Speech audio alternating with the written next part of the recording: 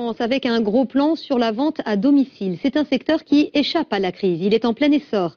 La filière prévoit même de créer 100 000 emplois sur 3 ans. Alors est-ce rémunérateur? Et lorsqu'on est client, est-ce que c'est intéressant?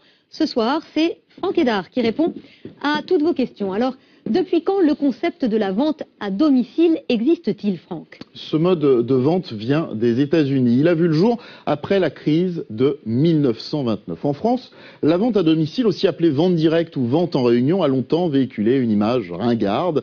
Et bien maintenant, c'est devenu tendance ébranchée. Le chiffre d'affaires annuel des sociétés de vente à domicile représente 3,7 milliards d'euros et progresse en moyenne de 6% par an. Le secteur est créateur d'emplois, 35 000 rien que l'an dernier, et au total, il concerne 480 000 professionnels. Deuxième question, combien rapporte la vente à domicile aux vendeurs?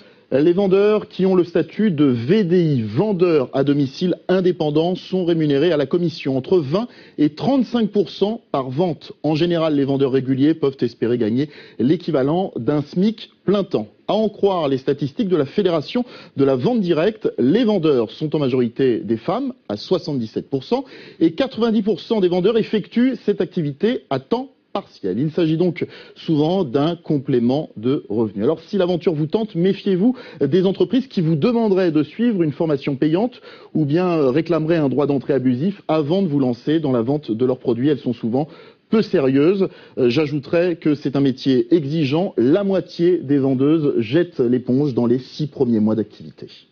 Une troisième question, cette fois côté client, les produits sont-ils moins chers lorsqu'on les achète à domicile? Oui, les produits sont globalement moins chers car il n'y a pas d'intermédiaire, pas de loyer, pas de frais fixes, pas de stock. Les clients s'y retrouvent donc, d'autant que l'offre de produits est plutôt vaste. Ça va du textile aux produits cosmétiques en passant par les objets de décoration, les produits d'entretien, l'alimentation et les accessoires intimes. Pour terminer, une dernière précision. Actuellement, à l'issue d'une réunion, les clients passent une commande et après l'expiration du délai de rétractation qui est de 7 jours, vous le voyez, eh bien ils payent et prennent possession de la marchandise. Un projet de loi prévoit que le client puisse payer et récupérer ses produits immédiatement, tout de suite après la vente. Ce sera beaucoup plus simple, effectivement.